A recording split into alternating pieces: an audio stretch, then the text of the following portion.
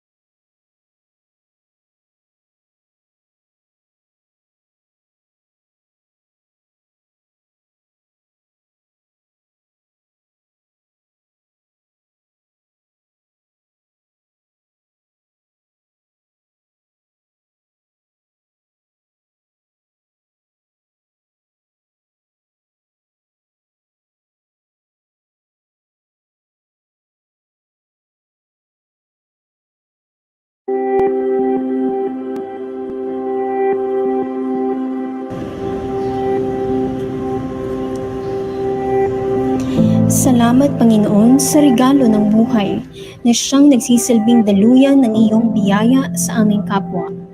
Dalangin namin, Panginoon, na magamit namin ang bawat talentong ipinagkaloob mo sa amin. Sa oras na ito, itinataas namin ang aming webinar upang mapaghandaan namin ang pagbabago sa aming pagtuturo. Bigyan niyo po kami ng sapat na talino at kalakasan upang magampanan namin ang misyong ipinagkatiwala mo sa amin. Basbasan niyo po ang bawat mag-aaral at ang kanilang mga magulang sa kanilang mga dinaranas na pagsubok at ito ay hindi maging balakid sa pagtuklas ng bagong karunungan. Dalangin namin ang bawat leader ng aming departamento na patuloy niyo silang gabayan sa mga desisyon at pagpaplano para sa kapakanan ng bawat isa. Panginoon, buong pagpapakumbaba kaming humihingi ng iyong kapatawaran para sa mga pagkakataong kami natakot at humina ang aming pananampalataya sa gitna ng krisis ng mundo. Dalangin namin, Panginoon, pagkalooban niyo po kami ng grasya na kami ay maging matatag at kami magtiwala sa inyong mga salita na hindi mo kami pababayaan.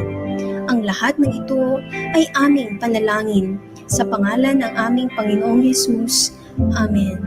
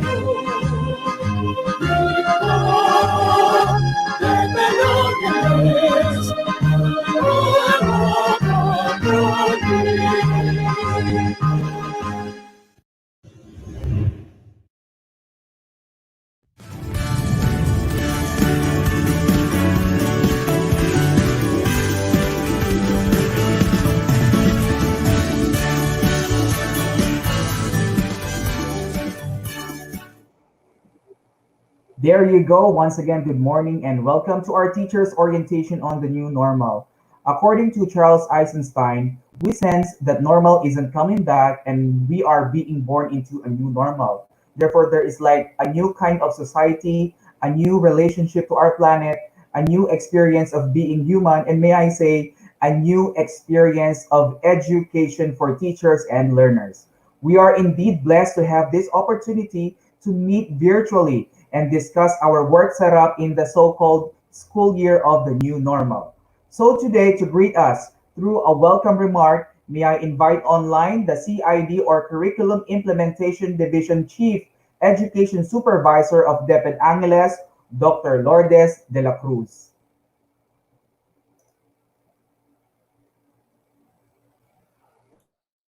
Salamat.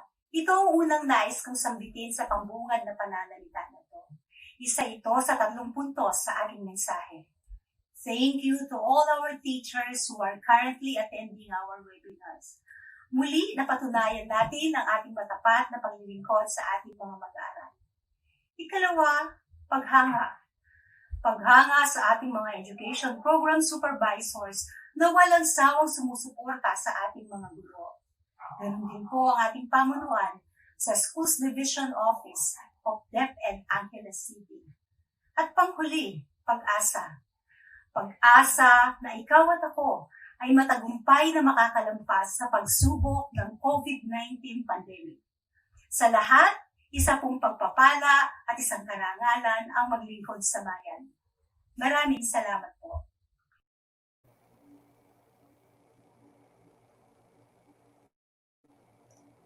There you go. Thank you so much for that warm welcome, Dr. Lou de la Cruz. Indeed, we shall surpass this great challenge triumphantly. Just for you to know that we are having this teacher's orientation in the new normal education for us to be oriented and updated on the latest developments, information, and guidelines on the new normal education, particularly concerning curriculum delivery and implementation of different programs of every learning area. So today, it is expected that many questions regarding the delivery of instruction in the upcoming school year will be answered. And without any further ado, let me now present to you our today's speaker, none other than the English Education Program Supervisor, Madam Rita P. Bundalian. Good morning, ma'am. A pleasant morning, fellow English teachers. Welcome to our orientation on the new normal in education in preparation for the 2020-2021 school year. We are together in the brave new normal in education, and I'm happy to have all of you in this online training. I hope we can have a meaningful session with you this morning. Together in the brave new world, welcome.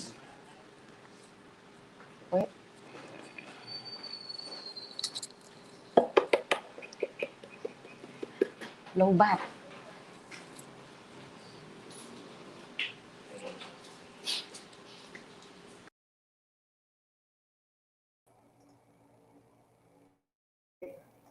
Let us just please stand by while they are working on the device.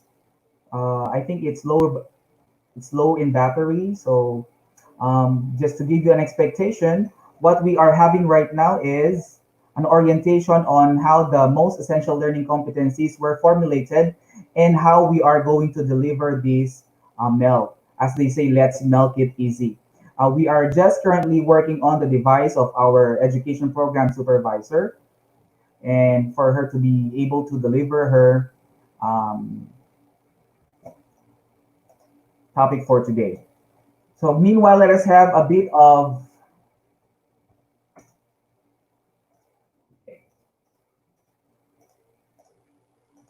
greetings from our listeners. We have here Ma'am Mary Jane Baking greeting from Jose P. Dizon Elementary School. She's just saying hi. And we have Chris. Magandang buhay po from Sitio Pader Elementary School. Okay, you may send your greetings for some shout outs while they're working on the device of our EPS. Okay, another greeting here we have from Ma'am Lira, I guess, Castillejos or Castiljeps. Magandang buhay from Sapa Libutad Elementary School. Okay. We have from Ma'am Gloria Rivera, magandang buhay po sa lahat. We also have Annalisa Fernandez, blessed morning po from BHES. I don't know what is BEHS. All I know is elementary school. Just say the comment and I can say the name of the school. We have greeting from Giselle Telmo and Joanna Abog. Okay. All right, I think she's ready now. Let us continue our orientation for this morning. All right, we're back. So the outline of the presentation covers there are two sessions. One will be session 1, includes the discussion on the most essential learning competencies, or what you call the MELCs. And then we are going to have also the walkthrough on the merge, drop, rephrase, and retain competencies in our subject area. Session 2 focuses on the different learning modalities for the school year 2020 and 2021. Let us start with the overall goal of the Department of Education. We aim to sustain delivery of the accessible, relevant, and liberating basic education services for all school-age youngsters in the midst of COVID-19 emergency via flexible learning options. The impact of the COVID-19 on education is felt worldwide.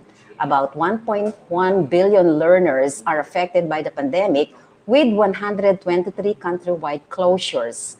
Studies show that long vacation of student breaks and the rhythm of instruction leads to forgetting and requires a significant amount of review material when they return to school. Can you see the figure? There are 1,091,439,976 affected learners, or 62.3% of the total enrolled learners from 123 countrywide closures. This is based from the June 19, 2020 report of UNESCO, and the Philippines is one of these 123 countries. To the rescue is no other than the matter of the Department of Education, Secretary Leonor Liling Magtules Briones, who addressed the nation with her statement. Teaching children how to accept the changes that are happening around them.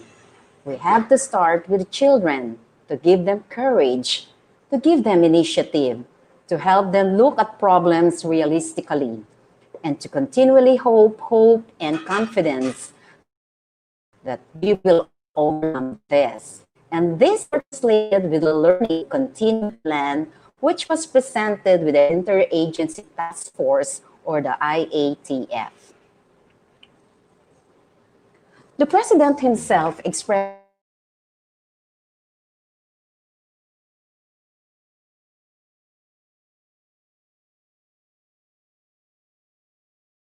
high priority to education amidst the pandemic. The direction of the President, I will not allow the opening of classes na dikit-dikit ang mga bata. Para sa akin, bakuna muna, pag andyan na ang bakuna, okay na. The Department of Education is one with the President in his non-negotiable commitment for the health and safety of learners, teachers, and staff. So it is the first and foremost important principle of our basic education learning continuity plan, which details learning opportunities in time of the COVID-19.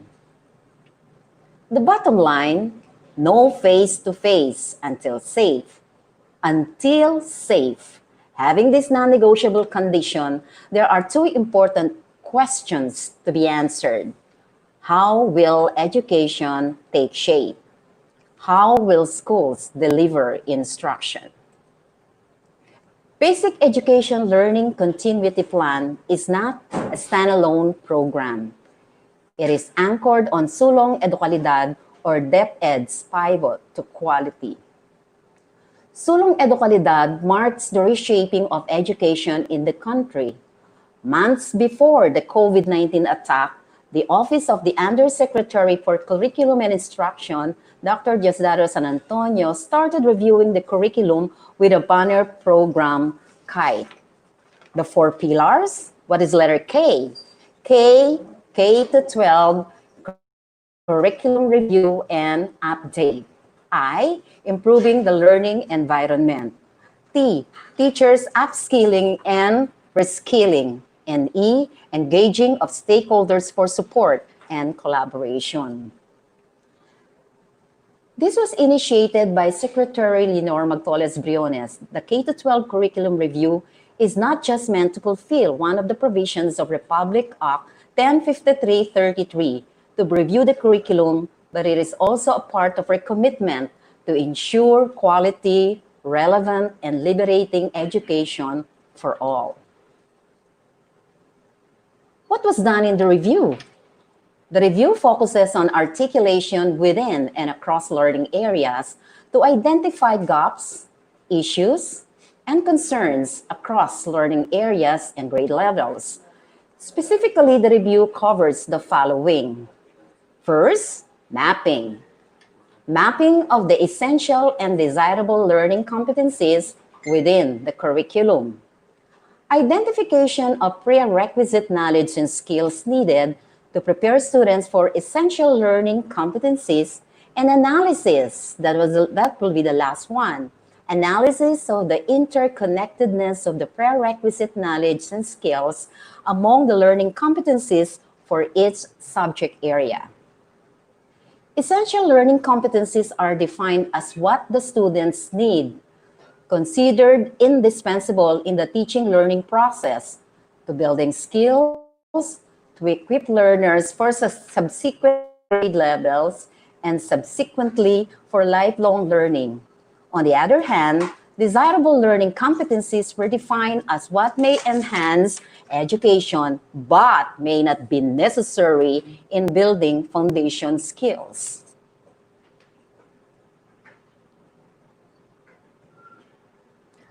Learning competency is essential if these are the characteristics. It is aligned with national, state, and or local standard frameworks, that is, scientifically literate Filipinos.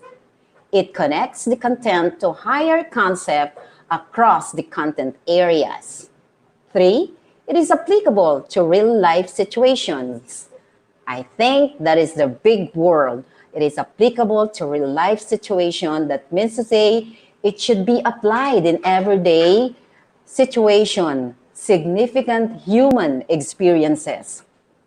If students left school after this grade, it would be important for them to have this complete above many others. And lastly, it wouldn't be expected that most students will learn through their parents, communities, if not the school. So this is now the process of identifying the MELCs.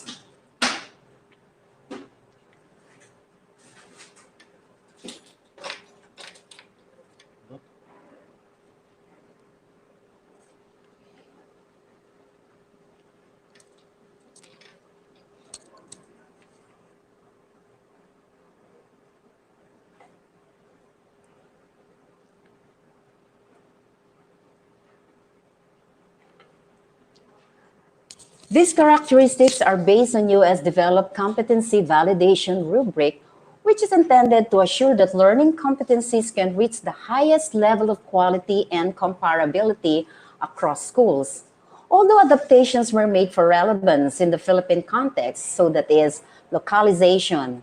With the challenges on learning delivery posed by COVID-19, the Bureau of Curriculum Development accelerated the identification of the essential learning competencies and streamlined this further into the most essential learning competencies.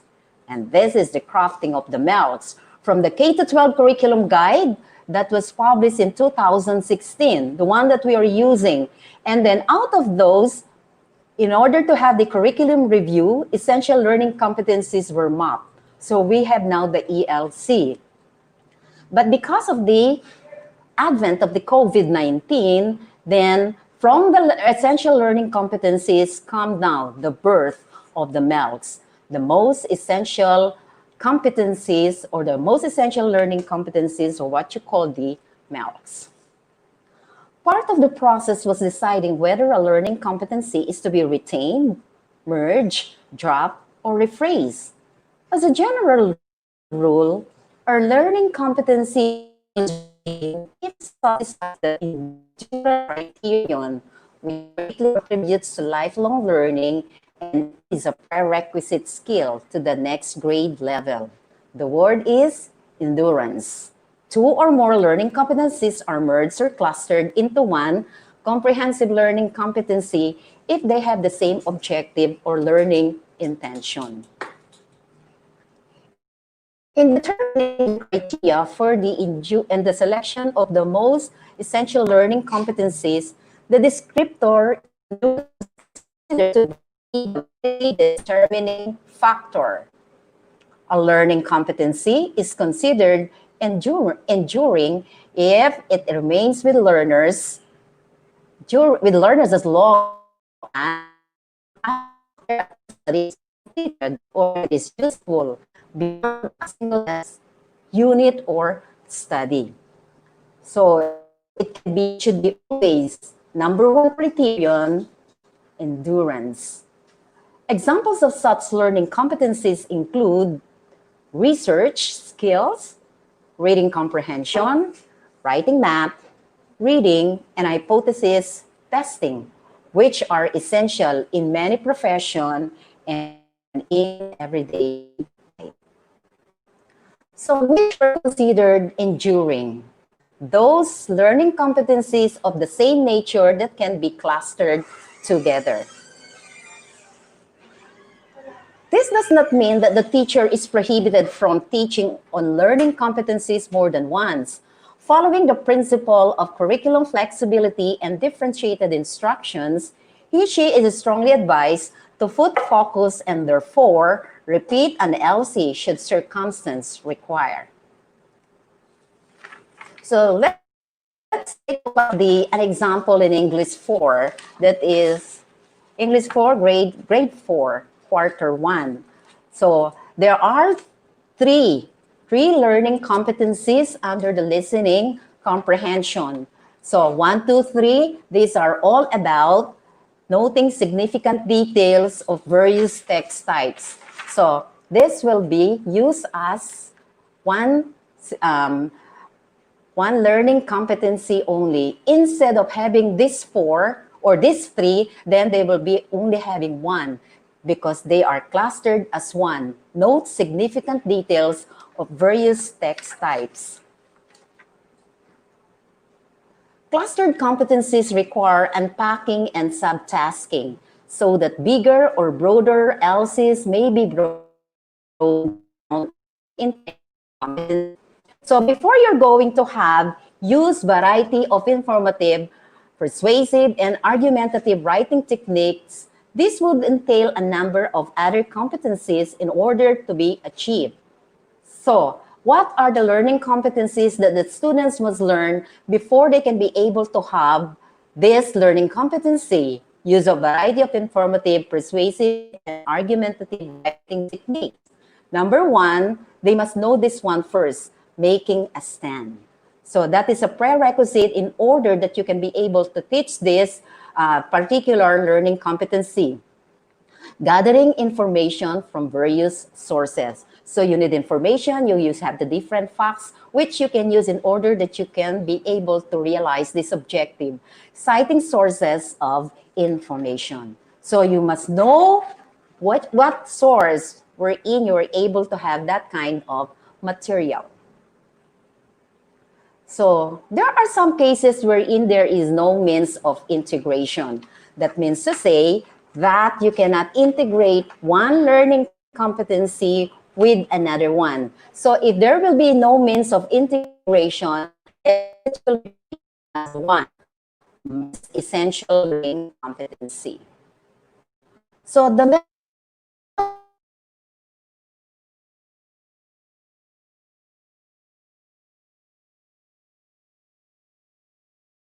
integrate learning competencies without restriction of horizontal alignment.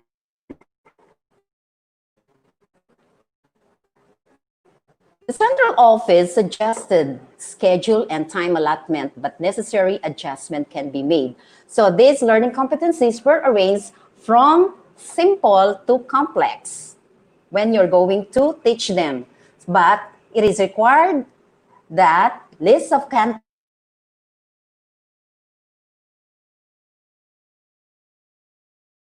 achieve specified grade level. This is say, then you're going to realize that objective under grade 5 level. So because of the content and performance of this standard in English curriculum are described in such detail, the process of determining the MELDs required that some of these standards be forgone. So since you are also all elementary, these are the different learning standard or grade level standards that we're going to have. I'll be giving you background also for the grade 1, grade 2, and grade 3. Since you are intermediate, let's have the primary first. Grade 1, the learner listens for comprehension, speaks clearly, and uses appropriate expression in talking about oneself, family, and other social contexts in interaction. So that means to say, what is the skill being developed here? Listening. Listen for comprehension and then speaks clearly and uses appropriate expression. So listening and speaking skills are being developed under grade 1 level. Grade 2, the learner listens critically to 1 to 2 paragraphs. For grade 1, the learner listens for comprehension. But for grade 2, the learner listens critically now. Critical thinking is being developed in grade 2 using 1 or 2 paragraphs only. That means to say the material that you will be using will be only very short, 1 to 2. Then use appropriate expression in varied situations. Read text, so appropriate expression, that means to say speaking skill. Read text for pleasure and information. That means reading for pleasure. And then also for coming from the materials which are considered informative. And they must react critically to this different reading text. Then they can respond properly to environmental print like signs, poster, commands, or requests, and writes legibly simple sentences and messages in cursive form. Have you not observed when the learners are learning to read, even though the label of the patis, the soy sauce, the vinegar, they are reading this because that is the time wherein they start reacting to the different prints, posters, signs, commands, and requests. Then we have also grade 3. The learner listens critically. Here now, again, critical thinking is being developed under the listening skill to get information from the text heard. Demonstrate independence in using the basic language structure. So they now start to speak on their own and oral and in written. And the most important one, reads with comprehension. So for grade 1, they must be reader in NTB MLE. So that is mother tongue. For grade 2, they must be reading already Filipino. And for grade 3, they must be already reader in their grade level with comprehension, grade 3. Now let us have a walkthrough of this case stage, or from grade 1 to grade 3. I'll be giving you also the grade 1 to 3 because these are foundation. So try to look at these different learning objectives from the 2016 MELCS, 2016 CG, not MELCS. So we have here, this is for grade 2. Read short phrases consisting of short E words and some sight words, short E. Then another one, short E and words and the who, what, and where. That is the second one. Read phrases and sentences with syllable 2 consisting of 2 syllable words and the questions about them. So still what, who, what, and where. Words with appropriate speed, accuracy, and proper expression.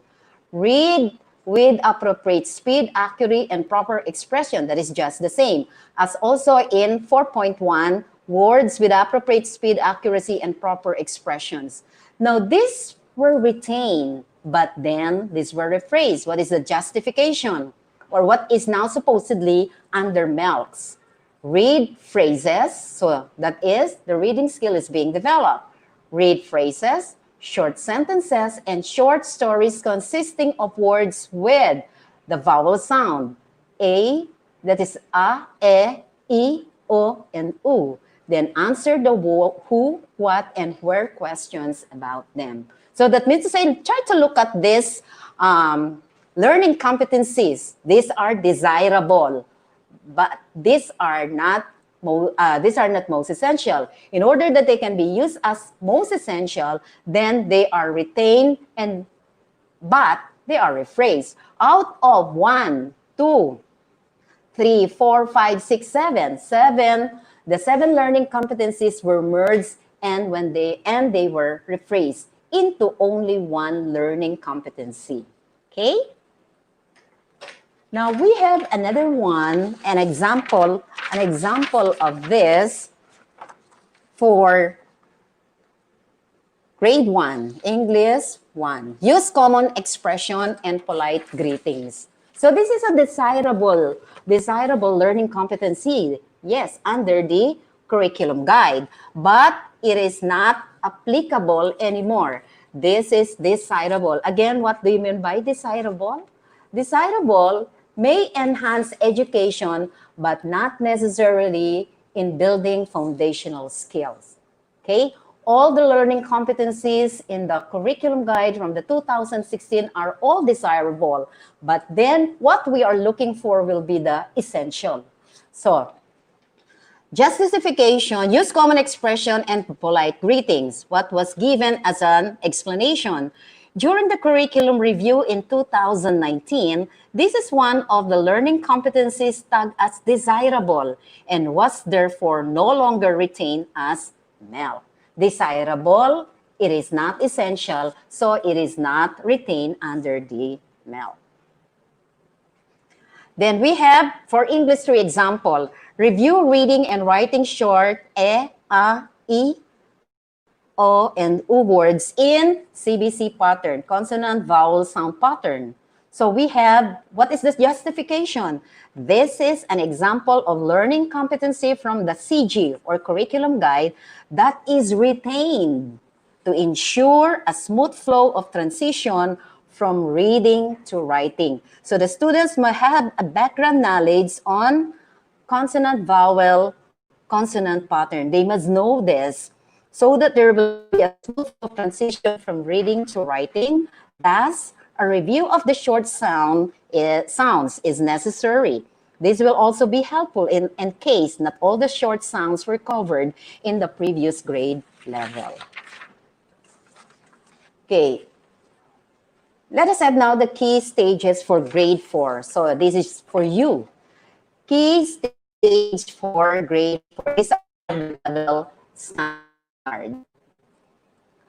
Grade 4, and the grade 4, the learner listens critically to various text types and expresses ideas accurately in both oral and written forms. So listening skill is being developed. Forms demonstrate confidence in the use of the language to meet everyday needs and reads independently and gets relevant information from various text types. Please remember, a learner must be a reader already with comprehension under grade 3. And so for grade 4, they can listen critically at the same time, can read independently and get relevant information from different text types, whether informative or for pleasure only. For grade 5, the learner listens critically to different text types, including news reports. They have now the news reports and other radio broadcasts. Reads independently and gets information types. Expresses idea accurately and logically in oral and written form. Demonstrate interest in reading, and there must be confidence in the language to meet various everyday needs. So there must be always the confidence because he has learned already the different skills. In grade 6, this is now that for the elementary. The learner listens critically, communicates feelings, ideas orally in writing, and in writing with a high level of proficiency. So they must be proficient both in oral and in written, and reads various text types or materials to serve learning needs in meeting a wide range of its life purpose. Before that is learning to read, it is now reading. Before it is reading to learn, and then now it is learning to first learning to read, reading to learn.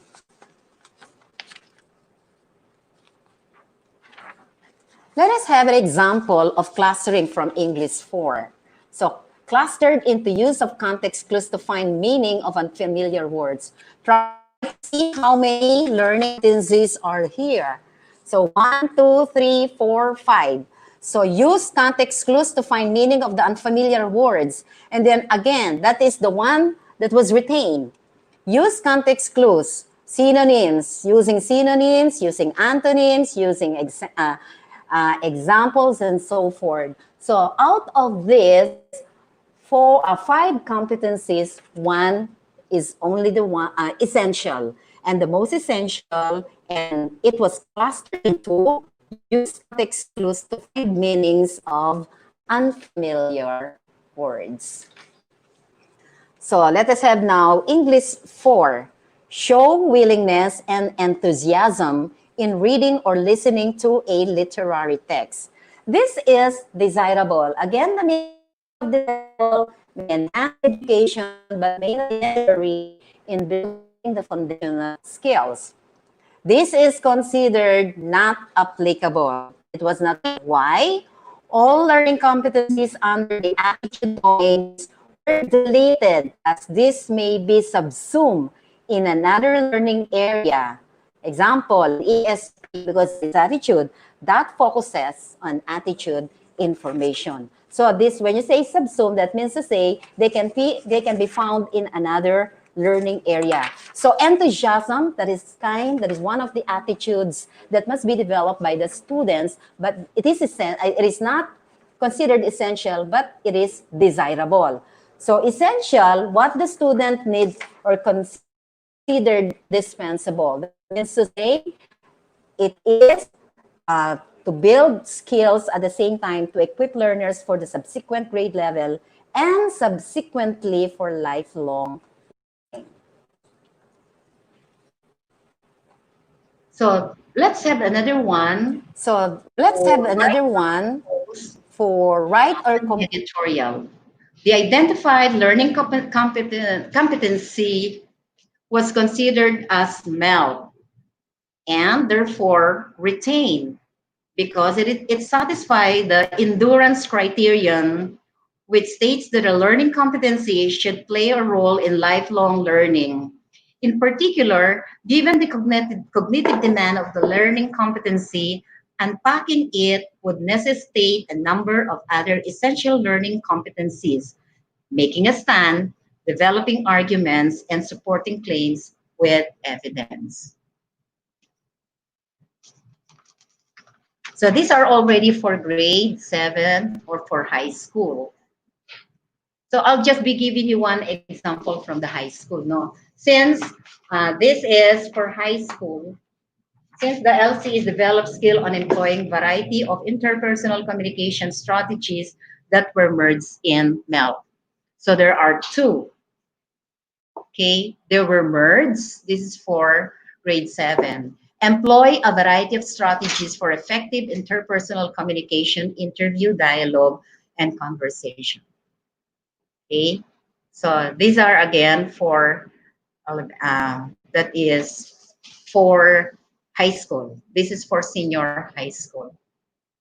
So that is now the walkthrough of the learning competencies of the curriculum, not the curriculum guide, but the most essential learning competencies. So out of this, we'll be able to try to look at this one. Out of the 3,120 learning competencies from the curriculum guide that we had in 2016, there were only 229.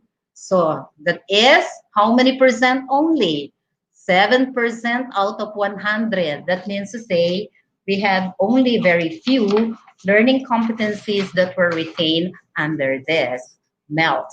So that means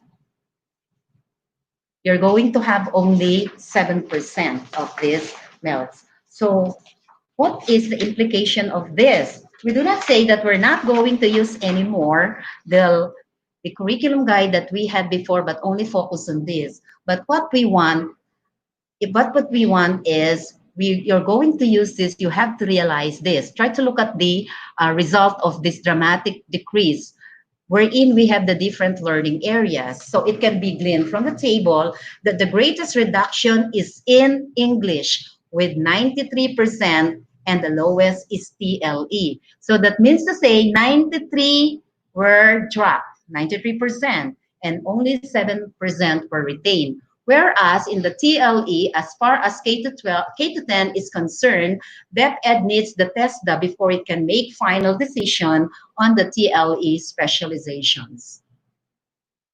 So these are the important things to remember about MELCs. So what you have to take into consideration this about MELCs. Number one, not a departure from the K to 12 curriculum. So that means to say you can still use the K to 12 curriculum that was published in 2016. Standards and current performance are retained. If you observe, I have read to you the different standard on the different grade levels from grade 1 up to grade 6.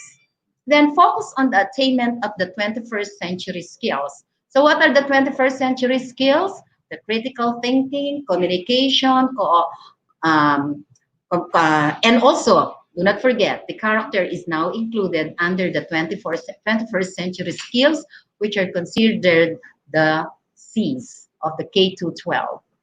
The codes and tag materials are retained for merge and retain competencies. You still have the tag materials which you can download from the LR portals.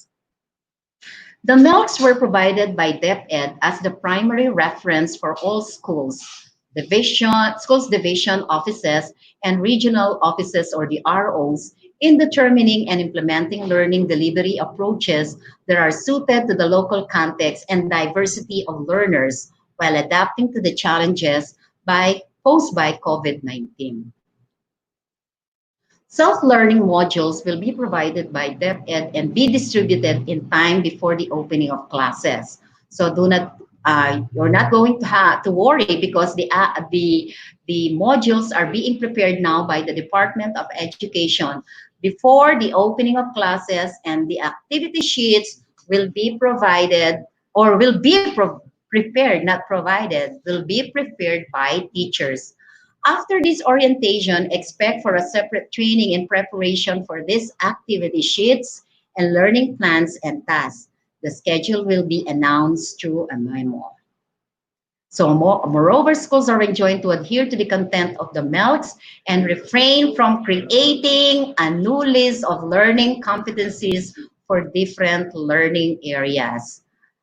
Ibig sabihin, you have to follow the MELCs. Schools are hereby instructed to refer to the MELCs in creating learning activity sheets, self-learning modules, and other instructional materials. Okay? So before going to our next session, let us have first an icebreaker to be given to us by my partner, Sir Adrian Tamayo.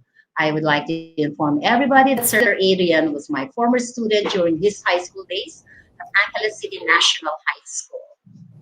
Take it away, Sir Adrian. Thank you so much. There we have it. What we have covered so far is how MELCs, or the most essential learning competencies, were formulated. And before we continue the next part of our session, let us have a survey through Mentimeter, and I do hope you are familiar with that. Let me just share my screen. Okay. Here's the code. We have 222242. You can use the code in logging into www.menti.com. Let me just present it. Okay. So what we already had 3 participants. I think they had the code yesterday. Some of them have watched the first session in the orientation with grade 1 and until to grade 3. And while we are waiting for some participants, let us have a brief recap of what we have covered so far. And what we have covered is, first thing, we have seen the impact of pandemic among schools and our learners, and it is still causing turmoil among many nations. And for this reason, our president asserted that if there is no vaccine yet, there will be no face-to-face class. And so to overcome this challenge and ensure the continuity of the education of our learners, the Department of Education crafted its learning continuity plan to address the difficulties of delivering education. One of them is the crafting of the most essential learning competencies. What is good to know that is, even without the pandemic, the central office have been already making a review with our curriculum due to the results of PISA. this is where the Education Bureau launched its DepEd Sulong Edukalidad and the KITE, which is its four key reform areas. KITE stands for K to 12 Curriculum Review and Update, and then I, improvement of the learning environment, T, teachers upskilling and reskilling, and E, engagement of stakeholders for support and collaboration. So during the review process we were doing K to 12 curriculum review and update. The competencies of the 2016 version of the curriculum guide are considered desirable competencies. Desirable competencies may enhance education but may not be necessary for building foundational skills. And so from desirable competencies, and because of the PISA result, the formulation of what we call essential competencies or the ELCs, these are what we considered as the needs of the student and considered indispensable in the teaching learning process for the learners to build their skills and equip them for subsequent grade levels and consequently for lifelong learning. And in determining the essential competencies, some characteristics were considered a while ago and which I'm not going to enumerate anymore. And so, due to COVID-19 pandemic, the most essential learning competencies or MELC were formulated. And how did they come up with MELC? They have used that criterion, which is what we call the endurance. A learning competency is considered enduring if it remains with learners long after a test or unit of study is completed. Also, if it is useful beyond a single test or unit of study. So there you have it. This only means that MELC is the the competencies that we will be using this coming school year. And it is good to know that it undergo a systematic and data-driven review before its completion. And so we have it. We have here 11 participants who have answered the survey, and the leading key takeaway is essential. Well, we have to understand that essential, on top of essential, there are what we call most essential. So those are the most essential competencies that we will be delivering this upcoming school year. And the relevant question is, how are we going to deliver our instruction then using the MELC? So let us proceed now to our second part of our session. Let me just check if our speaker is ready. Hello, ma'am. Are we good? There you go. Hello, Sir Okay, Adrian. ma'am.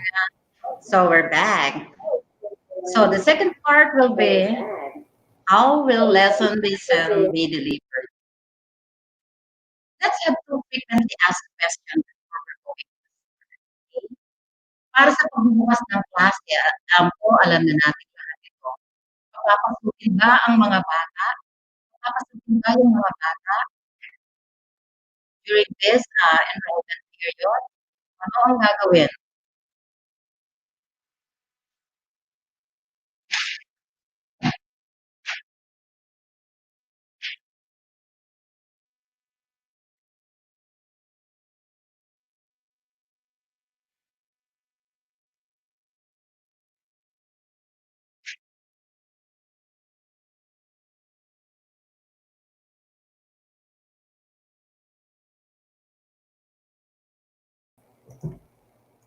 Okay, I think they are having some technical difficulty. Let us wait while they are trying to recover the gadget or the device that they are using. Okay, let me just share my screen again. We have an ongoing responses from our Mentimeter. We have 16 participants who are providing their responses. Still, we have essential as the top key takeaway. Do not forget, essential is from the ELC or the review. And because of the because of the pandemic, we now have the most essential. I think she's ready now.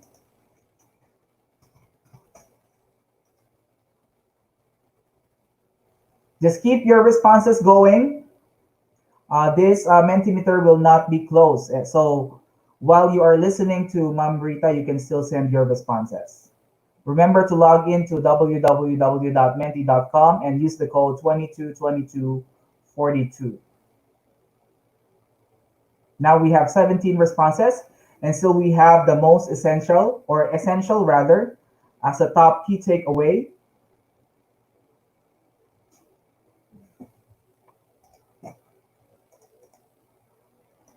Later on, you may also prepare your Kahoot app. We will be having a short quiz. Well, it's an icebreaker anyway. We will be having our Kahoot, so please prepare it so you can log in right away. Let's see if we're good.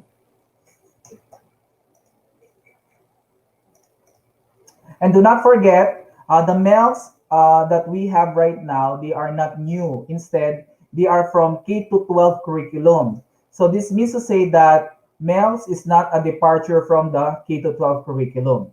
Okay?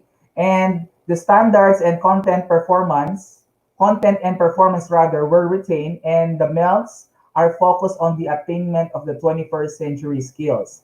Also, the codes and tag materials are retained for merge and retain competency. That's why if you have heard a while ago from 3,120 competencies, we have reduced it to 229 competencies.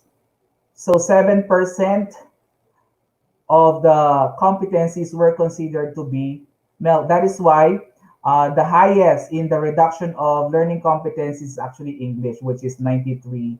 Okay, I think she's okay now. Let us go back with our speaker.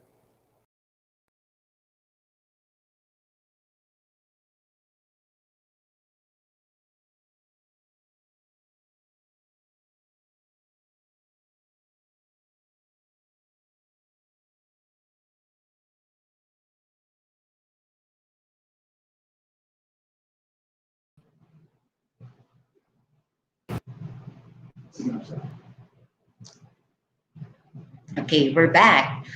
So these are the frequently asked questions. We are having these questions that are being asked by our learners and also our parents. Papapasukin ba ang mga bata sa eskwelahan kahit hindi pa napupuksa ang virus? Alinsunod sa DepEd Order Number 007 Series 2020 sa pagbibigay prioridad ng kagawaran ng edukasyon sa kapakanan at kalusugan ng mga guro at mag-aaral, hindi magiging face-to-face ang pag-aaral sa pagbubukas ng klase. Kung natatandaan ang sabi ni President, ayaw niya yung dikit-dikit. Sino ang magtuturo sa mga bata kung hindi face-to-face? Mahalaga ang papel ng mga magulang o guardians ng mga estudyante habang pinatutupad ang distance learning at sila ang magiging gabay ng ating mga learners upang maging posible at patuloy ang pagkatuto. The changing nature of education makes learners designers of their knowledge, realities, and interests. Teachers are expected to be innovators. So you have to innovate, design of learning resource and guide assessment will be varied and less of traditional assessment. What could a relevant and responsive learning delivery look like? We can still provide learning opportunities to our students without requiring them to come to school. No face-to-face until safe. The distance learning is consistent with the President's preference that we do not send our children to school until safe to do so. So distance learning modality, this is the first one. Under the distance learning modality, we have online distance learning or ODL. Again, online distance learning or ODL. And then we have also MDL, modular distance learning. Then we have educational TV radio-based instruction, ETV or RBY. Lessons will be delivered to students in the comfort and safety of their homes through the following methods. First, printed or digital modules delivered to the homes of the students or picked up by their parents at designated places within the coordinated schedules. So there must be a schedule when the guardians or the parents will pick or have their digital modules or printed modules, online learning resources such as DepEd Commons, and television or radio-based instruction. Pag blended distance learning modalities, ang mga aralin ay ihahatid sa mga mag-aaral sa kanilang tahanan sa pamamagitan ng nakalimbag o printed modules or offline digital format na ihahatid sa mga mag-aaral sa kanilang tahanan o kukuhanin ng magulang o kasama sa tahanan sa mga itinalagang lugar sa ligtas na paraan. Dapat sa ligtas na paraan. Online learning resources sa pamamagitan ng DepEd Commons at iba pang learning management system. DepEd Commons nung wala pa ang enrollment. So, at ngayon patuloy pa rin ang pagtutry sa mga aralin sa mga DepEd Commons. Pagtuturo sa pamamagitan ng telebisyon and distance learning modality. So regardless of the type of distance learning, teachers and learning facilitators and para-teachers. From the word para, parang mga teachers but they're not teachers, but they are volunteers from the community. So hindi pwedeng wala pa rin yung teachers. The teachers must always be there in order to monitor learners' progress. And the teacher must be available for consultation on one-on-one conference. And the teacher will provide learning feedback. Ano yun? So online distance learning, there can be always the accessibility of the material via SLM uploaded in DepEd Commons. DepEd recognized learning management system, Edmodo, Google Classroom, Moodle, Schoology, that is another open educational resources.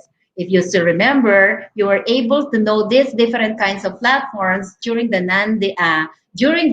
series of trainings that was given to us by the Division of Angeles City, wherein you have an idea of what is Moodle, Google Classroom, and so forth.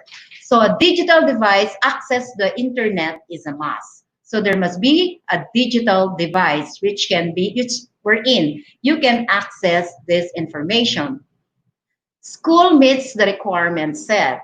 So the school must be able to meet the requirements set by the Department of Education with laptop, mobile phone, and any device. So the availability of the resource learning materials online, and so the teachers must know the basic computer skills and online teaching methodology. So under online distance learning, these are delivered online through DepEd Commons and other learning management systems. What are the assumptions and the requirements? Students and teachers have access to internet.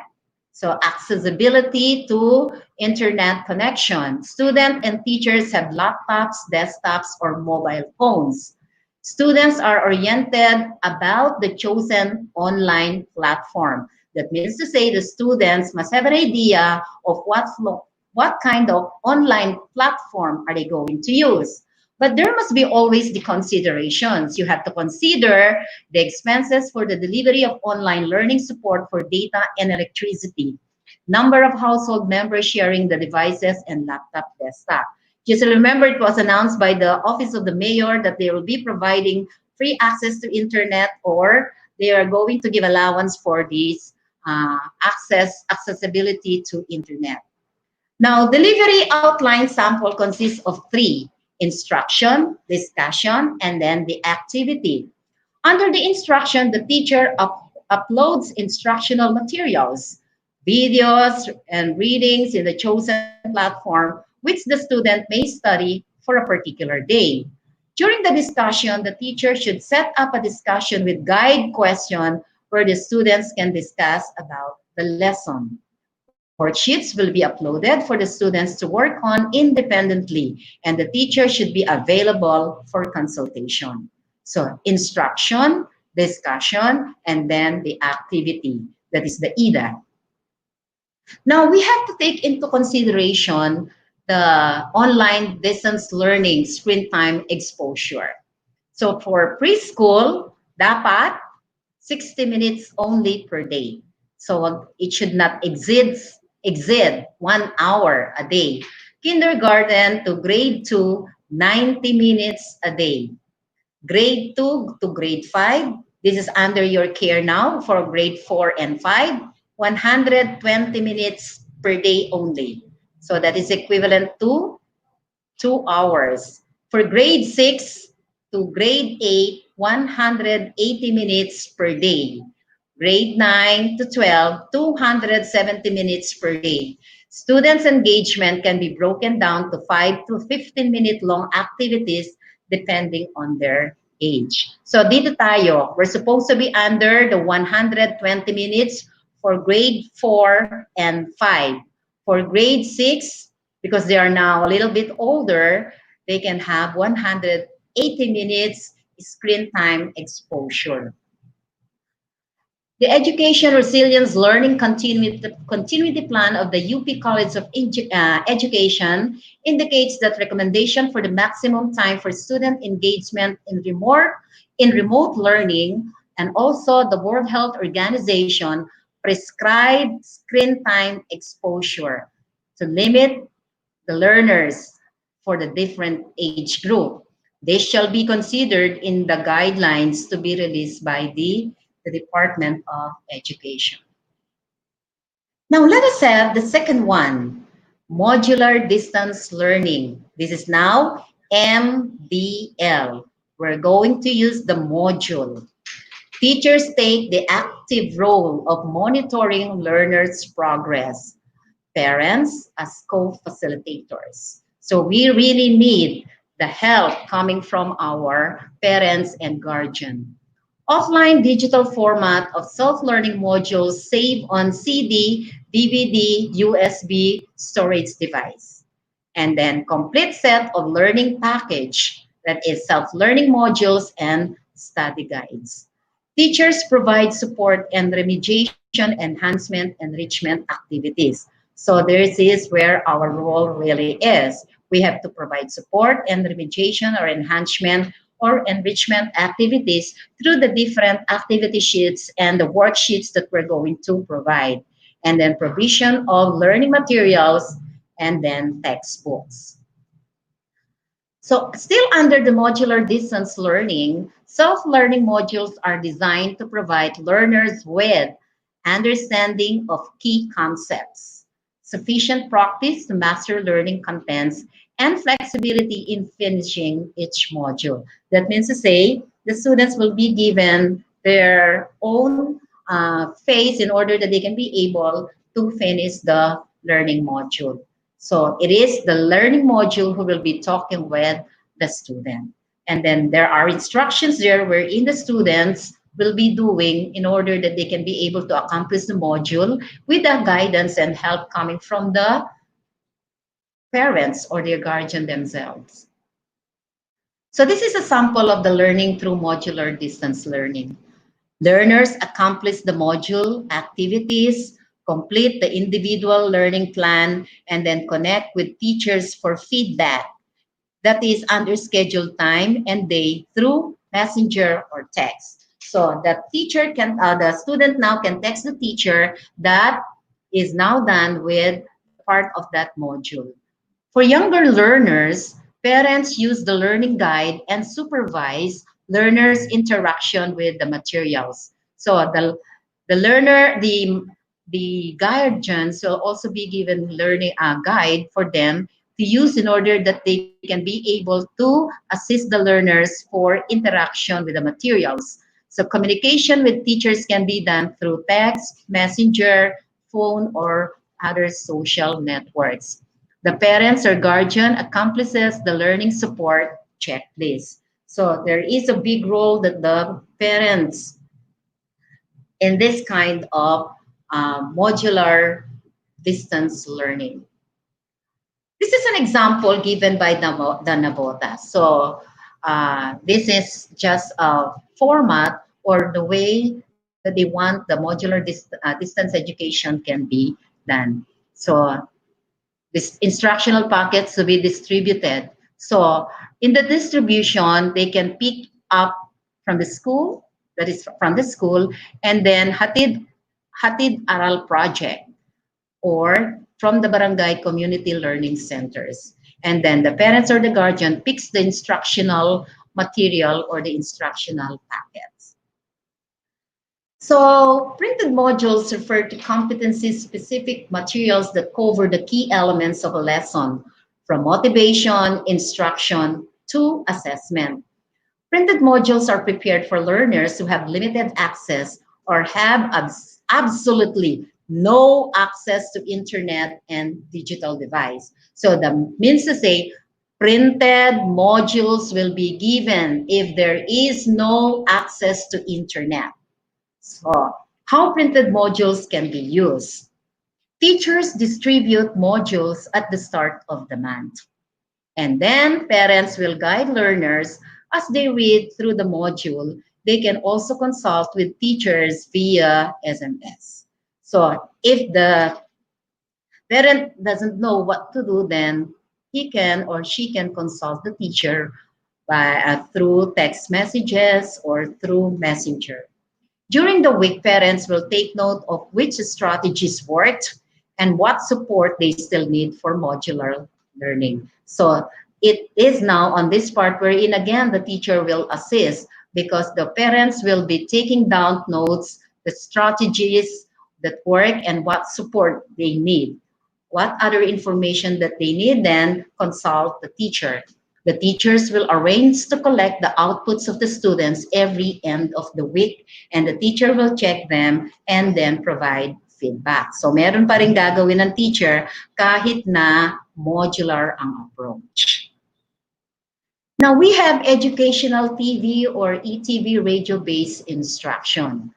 TV or radio-based instruction. So what are the things that you can find in this? Video lessons for TV, radio-based lesson, radio scripts, ETV packages. So this includes supervision or guidance of learning facilitators and para-teachers. This will be conceptualized as an interactive approach. So using TV, radio set, and then supplemented with learner's worksheet and activity sheets. You're not just only viewing the TV, but then these are also aligned with modules. That means to say modules and then TV or radio materials are aligned together so that there will be only one objective that can be realized, but then the way that the information will be given is based from TV and radio. So this is now the modality or the description of the educational TV.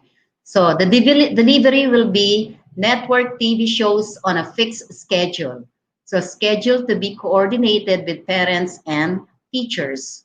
So support learning modules from teachers, parents and guardian in doing guidance in doing the activities, the content, the scheduled and aligned according to curriculum. So it's not only whatever TV program will they be watching, but then there must be aligned with the curriculum at the same time based from the activities from the module. So there must be calendar, television shows, support from parents or guardians, and support from print or digital learning module. So let us have now the video to be played. So let us have now the video which you will be watching.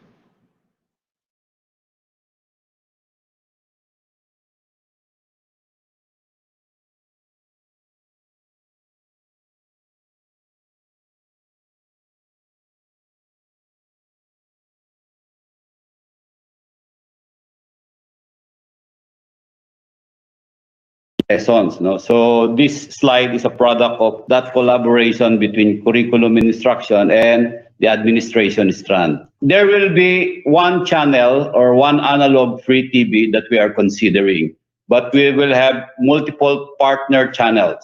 I will explain that later. The time of broadcast is from 8 a.m. to 6 p.m.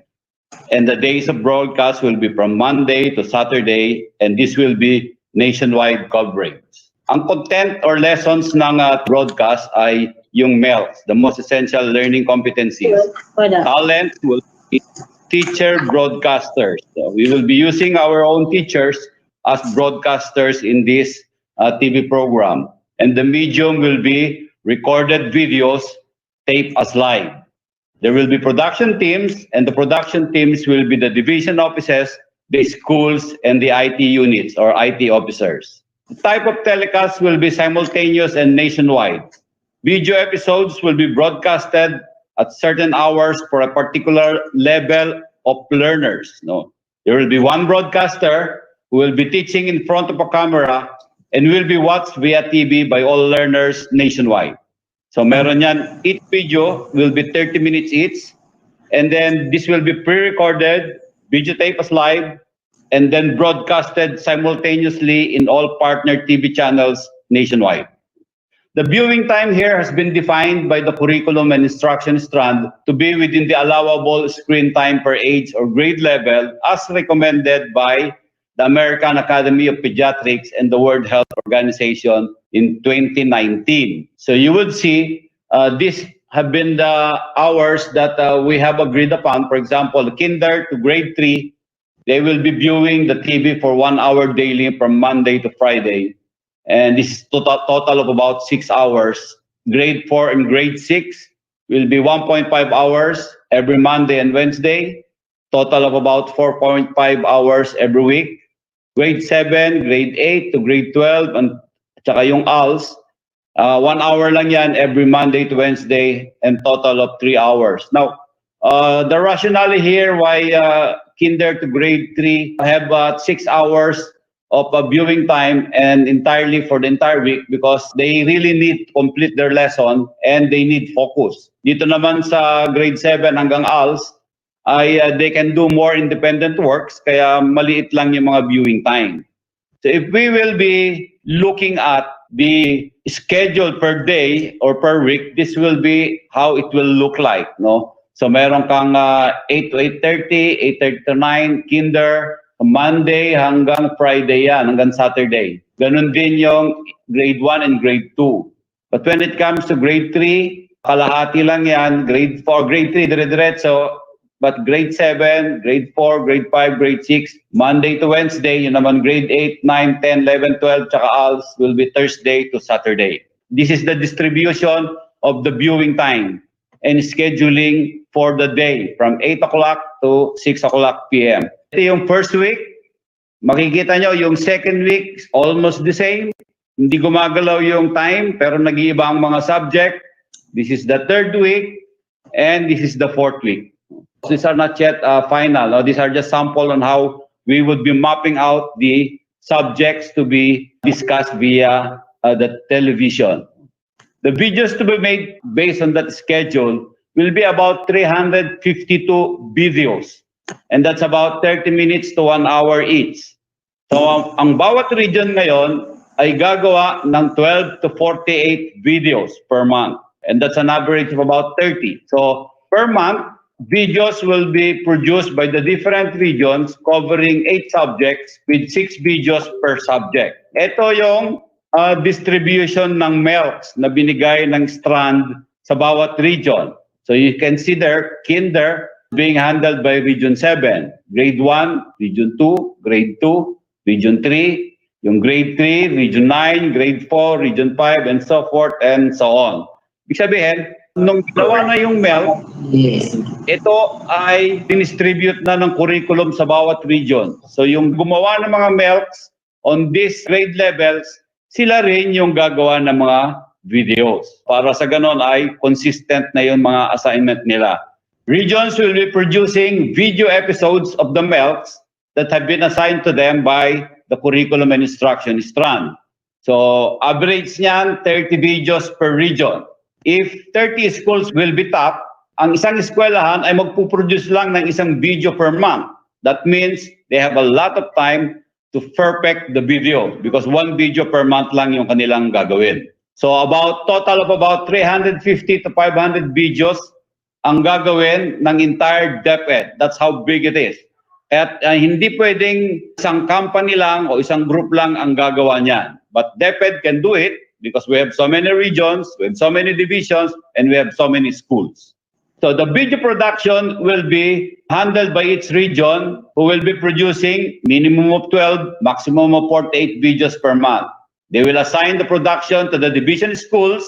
They can select teacher broadcasters among their best teachers. They can select either the teacher broadcasters for the entire school year, for a grading period, for every subject, for every topic, or for every episode.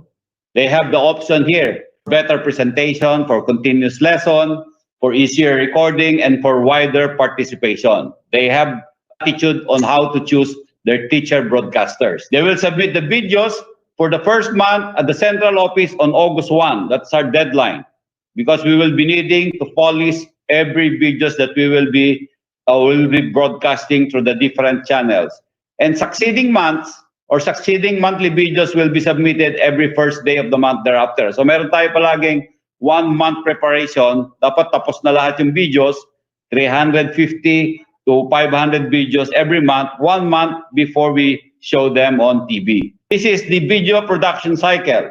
Central office distribute the MELCs to the different regions. This has already been done. Regions distributes the MELCs to the different division offices.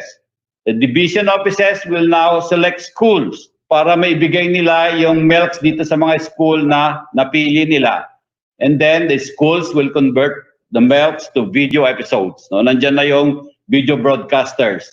The schools will produce video episodes by recording them or by taping them as live sa mga teachers advisors. Ang point natin bakit teacher advisor, ang mga teachers natin, expert na yan sa mga subject. Kahit nagisingin mo yan, pag-lecturein mo kaagad, they can deliver the lectures kahit not 1 hour, 2 hours. Kaya they are the most competent broadcasters. Ang tuturuan na lang natin sila how they would teach in front of a camera without the children. So the schools will submit video episodes. Ito na yung pabalik to their divisions. And then the divisions will consolidate the video episodes, submit them to the region until these videos are submitted to the central office for consolidation. Yan na yung production cycle natin. So, ang isang magiging challenge dyan ay yung mother tongue, ang magiging problema natin. Dahil ito ay naka-base sa different regions. But there are options. The regions and divisions may be given specific assignments on who will focus on what language, or we may leave that entirely to the divisions for localized production and broadcast. This is one aspect where medyo mahihirapan tayong mag-implement. But I think it is still doable. So broadcasting will be made. The DepEd central and regional and division offices will enter into partnership with TV channels in respective areas for broadcasting every Monday to Saturday at 8 a.m. to 6 p.m. Ito na yung dapat may negotiation ang mga divisions sa local community channels. Videos for the week will be supplied by the central office to partner TV channels 1 week before they broadcast. These videos are the videos produced by the regions, by the divisions, and by the schools. So, videos will be broadcasted per grade level, per subject, per day, per time, following a monthly calendar. Lalabas niyan, pag pinalabas ang mga video simultaneously by partner TV channels nationwide, hiwa-hiwalay yan, pero iisang video ang ipi-play at the same time.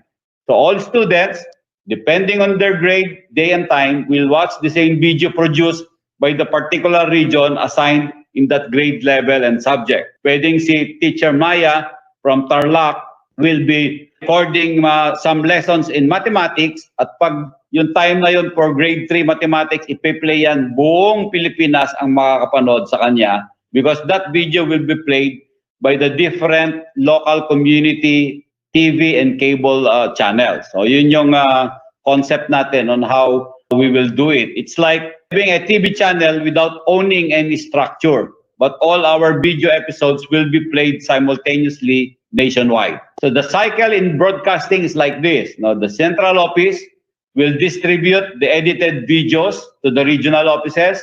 The regional offices will distribute that to the division offices, and the division will distribute them to partner channels, the local TV or community cable.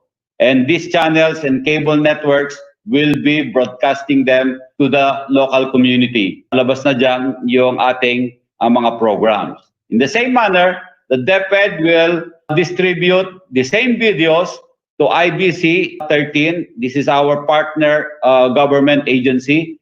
And IBC 13 will be broadcasting them directly to the houses and directly also to local TV stations na meron silang partnership. And beside that, we will also entertain partnership with digital TVs like Signal, Sky Cable, and other TV networks. They can also broadcast that to their subscribers and to their local partners. So yan yung magiging cycle natin sa broadcasting o magiging networking natin sa broadcasting. Of course, the episodes will also be uploaded in the DepEd Commons so that our children can still go and see them kahit natapos na yung viewing. In a summary, parang ganito yan, sabay-sabay. No? Yung central office, distribute them to distributors. Tapos yung ating mga distributors, distribute it sa mga local channels. Tapos lahat ng local channel ay magbo-broadcast. And then we have the lessons aired to the learners who are watching TV at home. No? Yun yung magiging cycle ng broadcasting. But the usual question will be, so much free time, what will the students do after watching TV? Kasi hour lang sila, every day, o yung iba naman 1 hour, 3 days lang. So this is now where the workbook, worksheets, and self-learning modules will come in. And this is where the mentoring of other teachers, those who are not broadcasters, and the parents will also come in. So yan yung magiging complementation ng workbook at saka mga worksheet at saka mga self-learning modules. If we would analyze the baseline of the reach of radio, this is 85%, free TV 88%, digital cable and satellite TV, that is 47%, and internet 63%. You would see that if you use TV and radio, you would already reach 100% of the entire population. This is the conclusion arrived at by Kantar, even though pre-TV is 88% and even though radio is 85%, when you combine the two, you reach 100% of the population. But what we are doing here is the free TV side. This is the analog segment, and this will be the base of virtual classroom instruction. It will set the pace of teaching and learning. We will combine the internet. The teachers will have time before, after watching the TV episodes, yung time na maluwag, yung mga teacher ay pwedeng mag-access sa internet at magkaroon dyan ng online teaching or streaming on top of the video episodes that we will be showing dun sa free TV. So meron siyang add-on portion. At dito, pag ginamit nila yung internet, magkakaroon yan ng feedback mechanism dahil yan feedback wala sa analog TV at wala sa digital TV. Pero pwede yan sa internet access pag may access sila. So pwede dyan video conferencing, live streaming, pwede dyan yung DepEd Commons and the learning management systems that the ICTS is now doing or programming. So ito yung 63%. Pag dinagdag pa natin yung 47%, nandito yung digital cable at saka satellite TV, we can add more channels.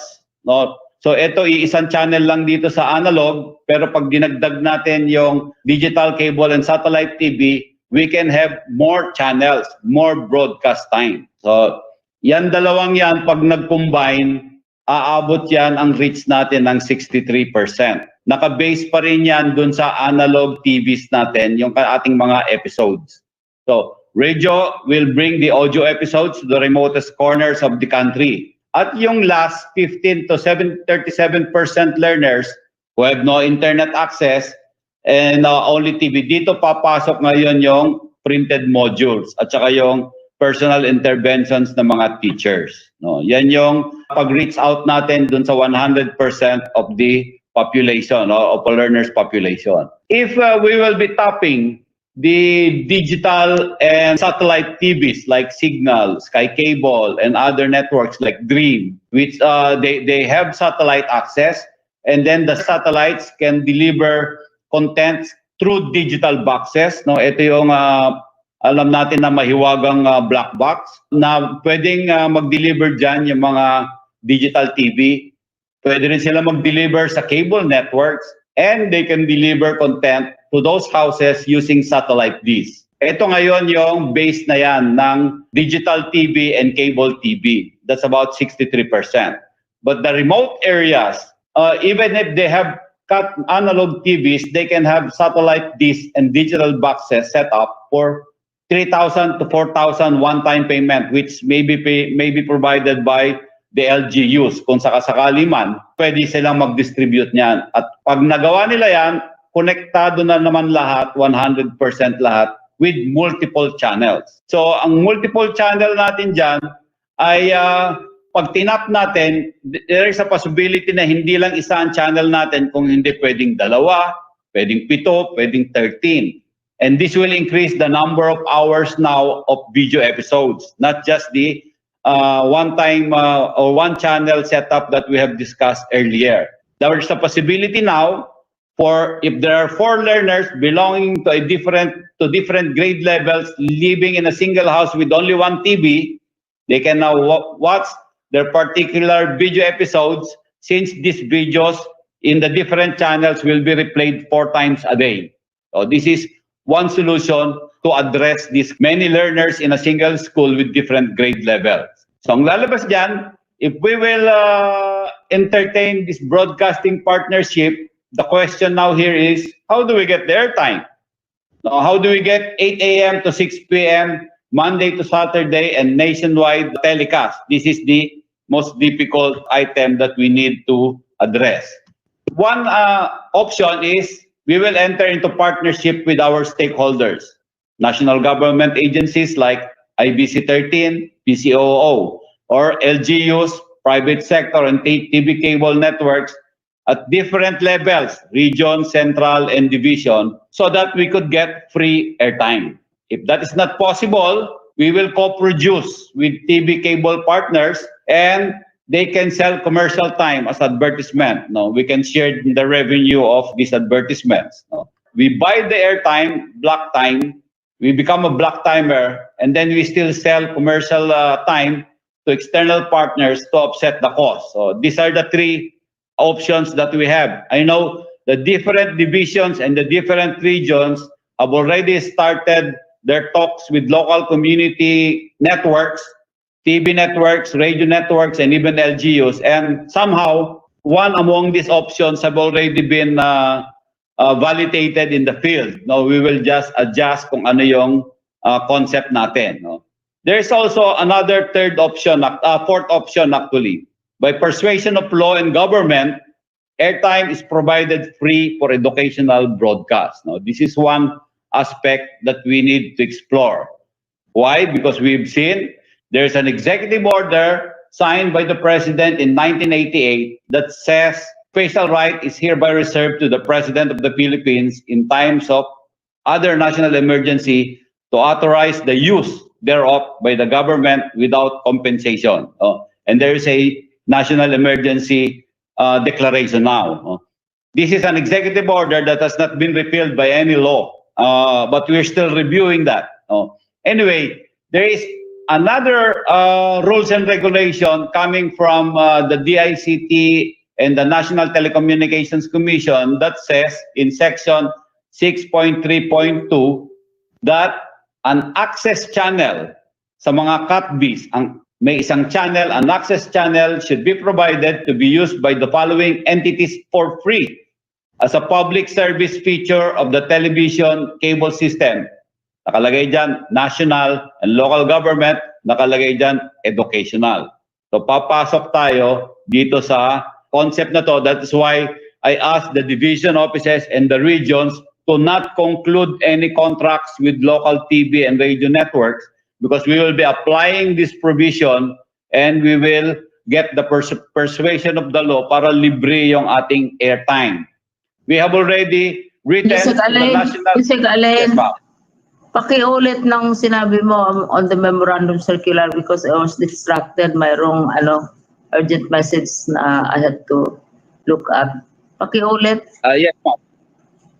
There's a memorandum circular coming from the National Telecommunications Commission issued in 1988, and this is about the rules and regulation governing cable television systems in the Philippines. These are the CAPBs. And in section 6.3.2, ma'am, it is stated there that in addition to the signals of such cable TV system is required to carry, ito yung maganda dyan, there's an access channel. So there's one channel should be provided to be used by the following entities for free as a public service feature of the television cable system. And among them, letter A, national and local government, and letter C, educational. Our educational TVs, our episodes would fall under this system. If we can get the partnership of NTC and we would ask them to apply this provision, then we might get singular channel in CATVs for free. We have already written to the National Telecommunications Commission asking clarification on this matter and asking them if we can collaborate to implement this item, because this item would provide us with free channel so that we could air our video episodes. On the other hand, ma'am, if we cannot really get free channels or free airtime from among all the TV channels and TV stations now, there's another option. The other option is we will buy or we will implement an educational channel. At the moment, the proposal is to have DepEd classes from 8 a.m. to 6 p.m. Now, these are the time where we will be spending.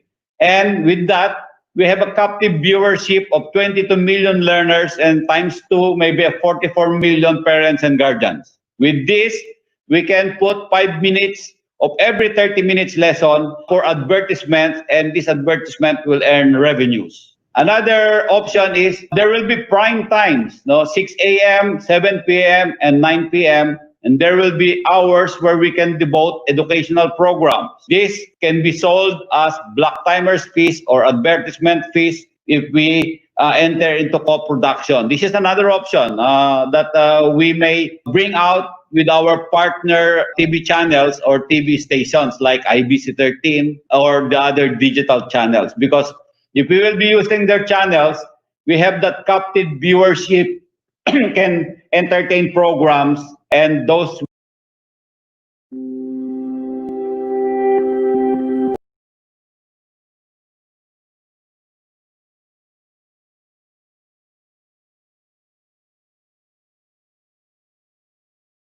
be adapted and be able to deliver our lesson in various modalities.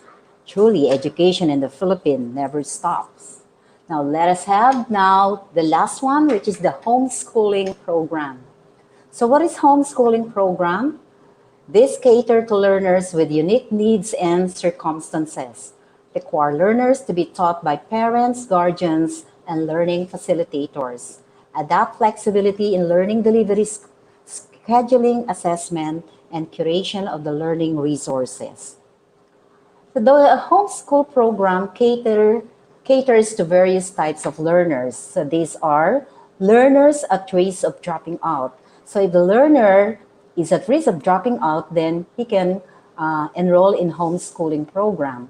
Learners with special educational needs, learners incapable of reporting to school regularly because of a medical condition, learners in emergency situation or in conflict areas, like those areas in Mindanao wherein they have conflicts or war, learners who had unpleasant experiences in the regular school.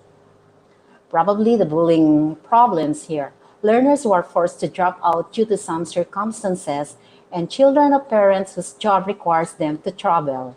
Learners whose studies are interrupted due to relocation of parents within the Philippines or as OFWs, children of parents who by choice wish to have their children educated at home.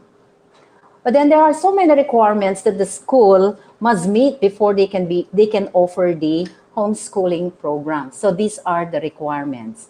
So for teacher and parents, they must be graduates of these different degrees, or their equivalent must have time to teach, must be willing to undergo training on health. That is for parent-teacher.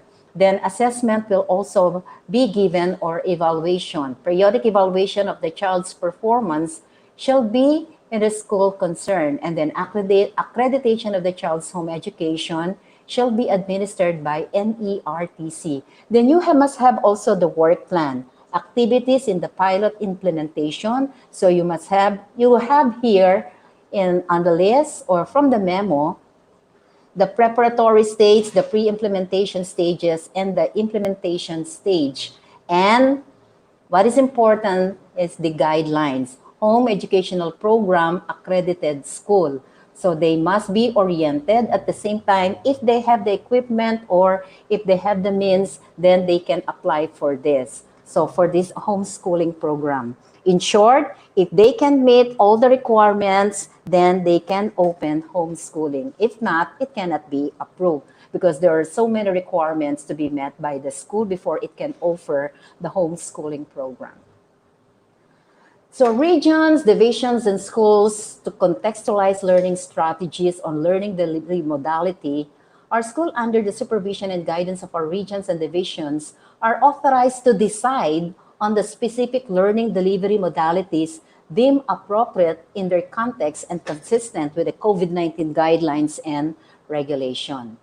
According to the Secretary, we have great trust in our field officials, school leaders, and teachers in their resilience, adaptability, and resourcefulness in delivering instruction.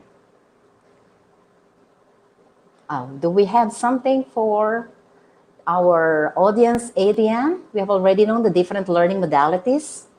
Let's check if you understood them, Sir Adrian. Do you have something, or I can proceed now? You can proceed, ma'am. Okay. So, are there any questions? Questions that you would like to ask? None so far, ma'am. Yeah, No questions? Yes, ma'am. Okay. Now there are some questions that are in mind of our teachers now. How about if the modality that was used is not that effective? What are they going to do? Are they going to continue? Are they going to stop or use another one?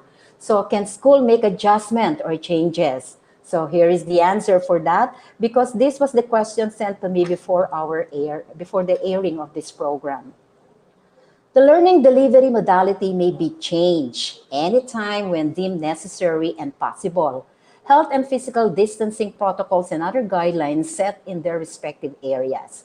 So changes in the health status of the learner assessment results show that learner is not doing well in the learning delivery modality chosen. And when there are indications and report of negligence and abuse validated through home visitations, that means to say you can adjust, you can make changes, but then it's not after 1 week or after 1 month. It should be after a quarter, after the student was assessed that the modality that was used was not that effective, then they can change another modality. Now, how about where can we get? This is another question that was asked. How about the learning resources? So we can have from the LR portal, the official learning resources repository management of DepEd is our LR portal, wherein we have our supervisor, LRMDS supervisor, Dr. Emily Sarmiento. This houses quality assured instructional tools, which is ready to print, and then a standalone software platform that is built only by learning resources management. The ecosystem cannot be upgraded for emerging technologies. Yes. DepEd Commons, that is another one, the official online delivery platform to support blended learning modalities. It houses interactive, gamified, emerging technology materials such as ebook, widgets, mobile apps, and then Hotmail 5. Linkage to a learning management system, LRMS, and classroom management system platform. Now, I have read one in regarding the materials from DepEd from the DepEd Regional Office. This was published by DepEd. USEC reassured, that is Diosdado San Antonio, Undersecretary, that students who do not have gadgets or internet access at the upcoming entrance, because the department will provide alternative techniques for learning them. Textbooks will also be distributed as children's references in every lesson. Additionally, television and radio will use lessons to ensure that no students will be left behind. So, what did USEC said? Yung mga pamilya pong may gadget at internet, hayaan natin silang magsagawa ng online distance learning. Yung mga pamilya na may gadgets pero walang internet, maaaring ipadala sa mga bahay sa pamamagitan ng flash drive ang digital learning materials at e-books. Kapag wala po talagang gadgets at wag pong magpilit na bumili kasi naghahanda naman po ang kagawaran ng mga inilimbag na self-learning modules na gagamiting basihan sa kanilang pag-aaral. Karagdagan po dito ay gagamitin din po yung mga textbooks na available at ipamimigay sa mga bata para gamitin nilang references sa mga araling iahahin ngayon. Maliban pa po riyan, gagawa rin po ng mga lesson na pwedeng ipamahagi sa television at radyo. At nakita nyo naman yung video about radio and television. So that is coming from USEC Diosdado San Antonio on the different learning delivery. O, gagawa pa ba ng mga lesson plan, DLL? So, are teachers required to make DLL? Only learning plan, a tool that operationalizes the implementation of learning modalities or modality in school. So, sa mga students naman, weekly home learning tasks serve as guide for learners as well as parents learning facilitators on what they are expected to accomplish within the specified time. Ngayon, guidelines together with templates, samples will be released soon before the opening of classes on August 24. So this is just a sample weekly home learning tasks. So there will be another template that will be given through memorandum. So this is another sample of individual monitoring plan. The teacher will still monitor. It doesn't mean to say that if the students will be using the module, they will just be using the module and then the student and the teacher will not have a role anymore. No, it should be that there will be a monitoring of this. So how about assessment? To ensure quality learning classroom assessment, namely formative and summative assessment, shall be conducted by teachers to track and measure learners' progress and to adjust instruction accordingly. So paper-based offline or online format assessment shall be conducted, whichever is appropriate in the context of the learner. So we will still have the assessment based from the DepEd Memorandum Number 8, Series 2015. For formative tests, you can use the activity sheets, worksheets, the activities of the different modules, the portfolio, and the DepEd Commons. You can collect them and then provide feedback. For the summative test, the DepEd will issue another memorandum on how we're going to abide to have this assessment. So memorandum, DepEd Memo Number 8, that will be issued soon. So we have to take into consideration that what we are doing are for all our children. Children as the most important in our life as teachers. That's why DepEd is doing all of this. And for teachers, in this time of pandemic, be strong and courageous. Do not be terrified or dismayed, for the Lord your God is with you wherever you go. Thank you, and thank you for listening, and thank you for watching. This is again your English supervisor, Mrs. Rita Bundalian. Thank you so much. There you go. Thank you so much, Ma'am Rita P. Bundalian, the Education Program Supervisor of English. Well, if you will be answering the evaluation, you may check the link through your email. The evaluation link will be sent later on. And also, if you would like to see some materials, we may be posting them in the near future. So there you have it, ladies and gentlemen, our webinar on the new normal on education.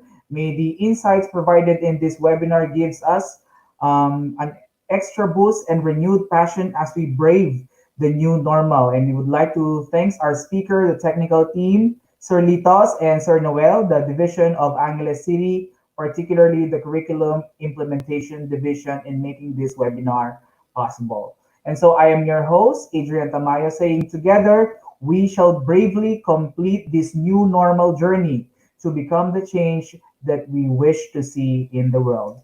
Thank you very much and goodbye.